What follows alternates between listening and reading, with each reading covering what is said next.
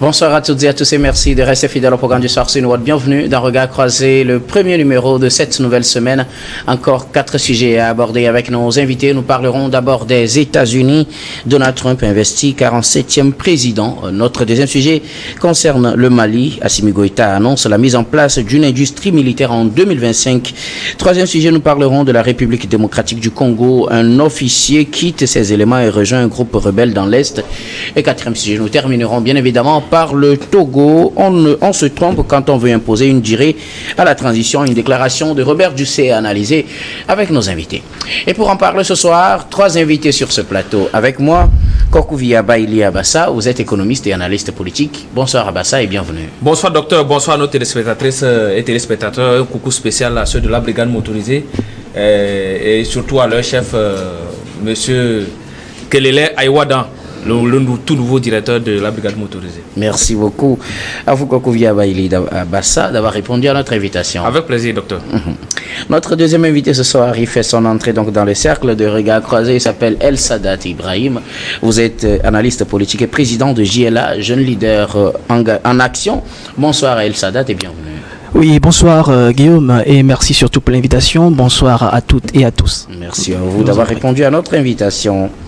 Notre troisième invité ce soir, Adam Adronou, vous êtes journaliste et directeur de publication de Vision d'Afrique. Bonsoir Adam et bienvenue. Bonsoir docteur, merci de m'avoir invité. Bonsoir à toutes celles et à tous ceux qui nous suivent dans le Togo profond et de par le monde. Un bonsoir spécial à Georges Jassé depuis la France. Il nous suit aussi souvent et je m'intéresse, j'apprécie beaucoup ces appréciations par rapport à l'émission. Merci beaucoup. Le kiné Diassé. Bien sûr. Ok, d'accord. Avec vous, nous allons aborder notre premier sujet. Nous prenons la direction des États-Unis. Donald Trump investit 47e président. Et c'est officiel. Le 47e président des États-Unis prend fonction. Donald Trump vient remplacer celui qui l'a remplacé. Il vient à la suite de Joe Biden, le 46e. Il a pris fonction ce lundi 20 janvier après son investiture. Nous nous interrogerons justement sur ce qui pourra changer dans la gouvernance mondiale et le positionnement des États-Unis sur les questions de priorité économique, politique, internationale, climat. Avec nos invités, je veux bien commencer par vous, Kokouvia Baili Abassa. On sait que Donald Trump n'est pas dans la même logique que son prédécesseur Joe Biden. Il vient officiellement de prendre fonction. On sait déjà comment ces derniers temps avec les décisions de Joe Biden, comment il est remis en cause. Qu'est-ce qui pourra changer avec ce retour officiel de Donald Trump à la Maison-Blanche selon vous? Oh, qu'est-ce qui va changer? Il y a beaucoup de choses qui s'annoncent à travers le discours. D'abord, la campagne de M. Donald Trump et son discours d'investiture. Quand vous voyez un tout petit peu le parcours de M. Trump, c'est un opérateur économique, un homme de la haute sphère de l'économie des États-Unis. Il fut 45e président des États-Unis avant de devenir aujourd'hui 47e. Il fait son retour. Mais quand vous voyez les annonces qu'il a eu à faire lors de la campagne, c'est qu'il promet la rupture totale avec l'équipe de Joe Biden. Donc, il promet beaucoup de choses, notamment la rupture sur le plan économique, la refondation totale de la nation. Il va même dire que c'est l'âge d'or de l'Amérique qui commence maintenant. C'est dans son discours qu'il a prononcé en disant que le début d'une nouvelle ère passionnante, c'est à partir de maintenant.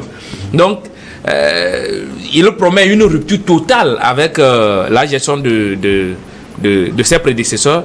Et en plus, sur le plan économique, il faut voir qu'il s'est déjà entouré des grandes personnalités de l'économie comme Elon Musk, qui est un grand richissime de ce monde, et presque tous les plus grands riches de ce monde l'entourent aujourd'hui. Donc, il annonce vraiment son retour en pompe avec beaucoup de promesses, avec plus de 47 décrets qu'il est en train de promettre, qui va faire sortir bientôt pour essayer de redresser l'économie des États-Unis, mais aussi créer, ramener ce mythe autour des États-Unis, ramener encore la force des États-Unis sur le plan mondial. Donc c'est un retour de Donald Trump, mais qui annonce aussi le retour des États-Unis dans les grands dossiers mondiaux, avec un changement de paradigme, notamment sur la question de l'Ukraine, où il promet d'arrêter la guerre russo-ukrainienne avec une négociation entre les deux parties. Il promet aussi couper le pont, ou couper les aides qu'apportent les États-Unis à l'Ukraine, et au même moment négocier avec Poutine pour qu'il arrête son opération, comme on appelle, sur le territoire ukrainien. Il promet aussi de remettre l'économie, le commerce international à sa place où il avait voulu avant de quitter le pouvoir quand il était 45e président des États-Unis. Donc, qu'est-ce qui va arriver demain? C'est Donald Trump et son équipe qui nous diront clairement ce qu'ils sont en train de prévoir pour nous. Mais il faut dire que entre la Chine et les États-Unis sous Donald Trump, ce n'était pas de bonnes amitiés. C'était difficile sur le plan économique. Tantôt il hausse les taxes sur les importations des produits chinois sur le territoire américain.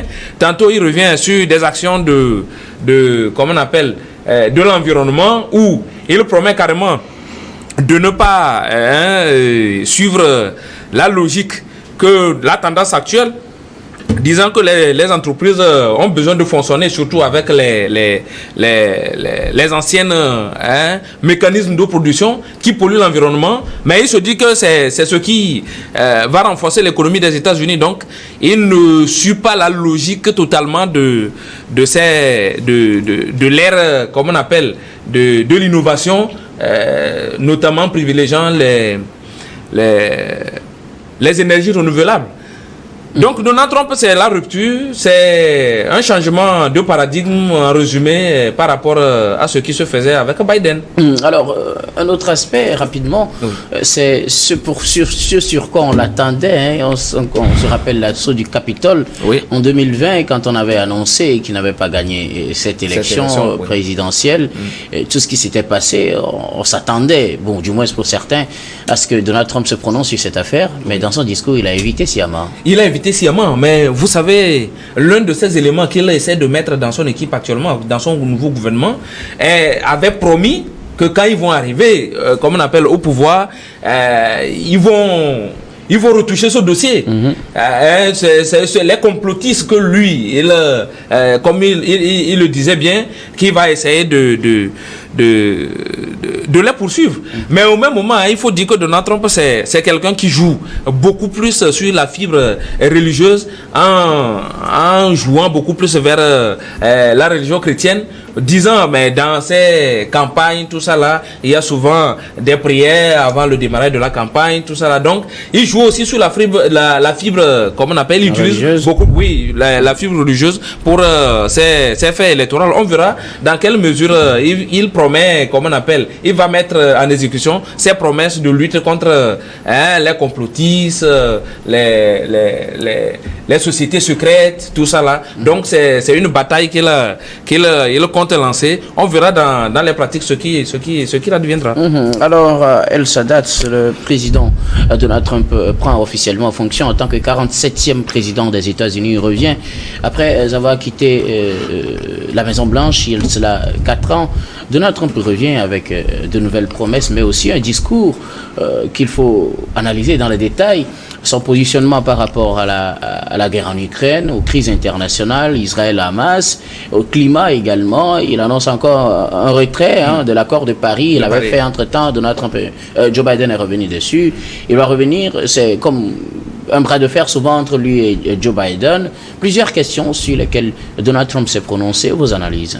Oui, et bien évidemment, déjà, c'est une très belle leçon de démocratie. C'est une très belle leçon de démocratie, ce que nous souhaitons donc partout naturellement. Et il y a un élément fondamental qui, moi, m'a attiré dans son discours, c'est je serai donc un président reconnu comme un homme de paix. Et justement, ça rejoint ce que vous venez de dire tout à l'heure, concernant donc sa motivation pour pouvoir régler donc les conflits dans le monde, bien évidemment.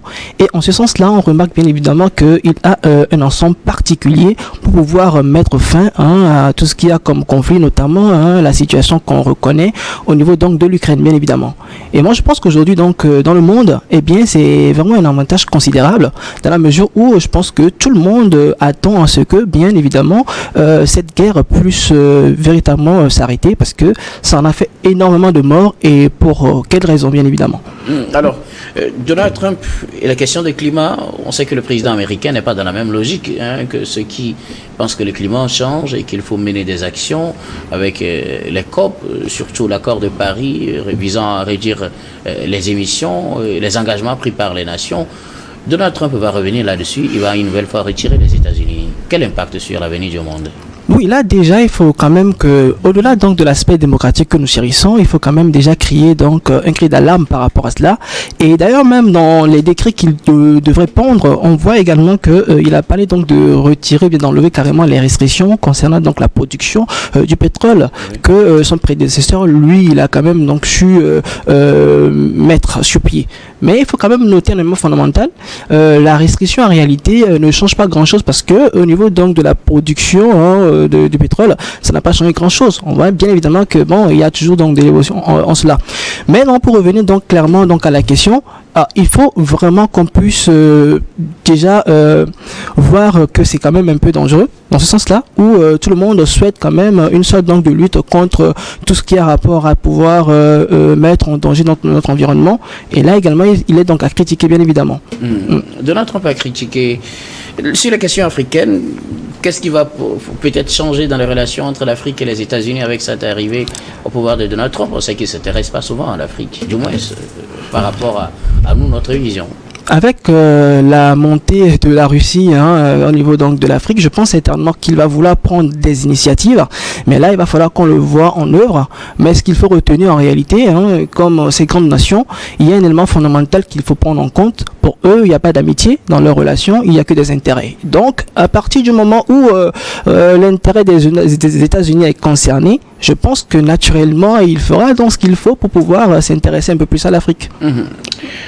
Alors, Adam Adjronou, le 47e président des États-Unis vient de prendre fonction. Donald Trump a été investi ce lundi. Qu'est-ce qui va changer dans la gouvernance mondiale, dans le positionnement des États-Unis avec ce retour de Donald Trump aux affaires? C'est vrai que le monde retient son souffle, mais au-delà de ça, je pense que la politique de Donald Trump était bien connue, tout sauf que aujourd'hui, l'on s'attendait à ce qu'il prenne fonction et mette en branle cette politique-là qui était connue d'avance. Nous savons bien évidemment que ce qui inquiète le monde, c'est justement faire sortir les États-Unis d'un certain nombre de grands groupes, surtout lorsque nous prenons par exemple l'OMS. Il avait annoncé depuis que cette crise de Covid, où nous savons que lorsqu'on prend les contributions, tout à fait, on prend les contributions des grandes puissances par rapport à l'OMS, nous savons que les États-Unis occupent la dragée haute, et annonçant le retrait ou pratiquement la non-participation liée donc à cette politique intérieure des États-Unis, puisqu'il a dit que c'est l'Amérique d'abord. Donc cette suprématie ou ce gendarme que les États-Unis avaient joué de par le passé ne sera plus dans l'absolu observé. Nous savons quand même qu'il y a aussi une visée expansionniste, ce qui inquiète normalement. Il parle pratiquement d'une sorte de paternalisme en faisant en sorte que le Canada et d'ailleurs même deux États puissent naturellement être la continuité des États-Unis. Ce qui, de mon point de vue, est lié à la rupture, à cette rupture de l'ordre mondial. Et donc vous voyez aujourd'hui également, mais c'est un homme de paix, il a dit, parce qu'il a également prouvé, en se réclamant en réalité de cette trêve constatée dans la crise palestinienne, dont il réclame en réalité donc la victoire, puisqu'il avait envoyé directement un émissaire qui a pu donc participer aux négociations qui ont contribué donc à cette trêve-là constatée. C'est vrai sur la crise ukrainienne, comme il a dit lors de sa campagne, que cette crise-là sera donc résolue en 24 heures. Nous avons constaté qu'il y a eu un recul sur ce discours-là, dû au fait que, entre-temps, lorsqu'on prend le premier mandat de Donald Trump, qui avait des intérêts liés donc à ces affaires qu'il menait en Russie, aujourd'hui ce n'est plus le cas, et donc Poutine est dans une dimension autre que lui, et donc lorsque nous rassemblons tous ces éléments-là, Donald Trump veut redéfinir en tout cas les cartes de l'ordre mondial, et justement les États-Unis, où pratiquement la population américaine l'a élu sur ce programme de société-là, qui leur va si bien. Mais surtout, ce qui inquiète également, c'est en tout cas cette politique d'immigration, en réalité, dont la plupart de nos États, puisque lors de son premier mandat, il avait dit, par exemple, lorsque nous prenons le programme de l'autorivisa, il avait parlé donc de sa suspension, même si il n'a pas eu la chance de pouvoir donc mettre en branle ou en exécution cette politique-là, liée au fait que les Américains ne lui ont pas accordé ce deuxième mandat-là. Nous estimons qu'aujourd'hui il veut aller vite. Il a dit, lorsque nous prenons les presque 100 décrets qu'il aura donc assignés, il veut aller vite pour éviter que, après les 4 ans que cette politique-là qu'il a eu, sur lesquels les Américains l'ont élu, qu'il n'y ait pas des facteurs qui ne soient pas donc mis en exécution. Donc Donald Trump entouré véritablement donc de grandes figures qui épousent cette vision de l'homme lié donc au monde entier, mais lié également à la politique intérieure des États-Unis. Mais ce pourquoi même les Américains l'attendent, c'est justement cette politique économique dont il a eu véritablement donc à donner des gages assez satisfaisants dont les Américains attendent qui puisse donc mettre en bas cette politique économique pour revoir en réalité l'économie des États-Unis qui était tombée pratiquement en chute avec l'arrivée de son prédécesseur, on va dire, puisqu'il a déjà pris fonction, notamment le démocrate, qui n'a pas su véritablement convaincre en ce qui concerne cette politique économique des États-Unis. De l'espoir pour les Américains avec Donald Trump?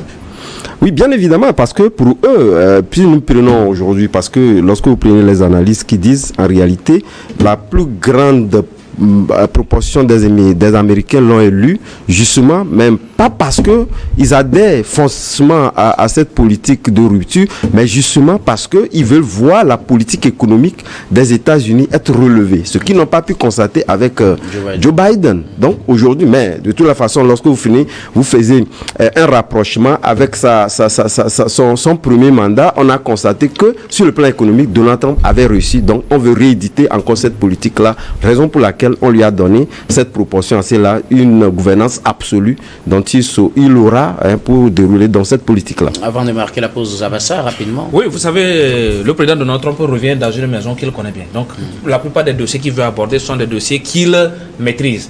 Donc, avec quelqu'un qui revient sur ses pas, cela veut dire qu'il va forcément, il va vouloir faire mieux.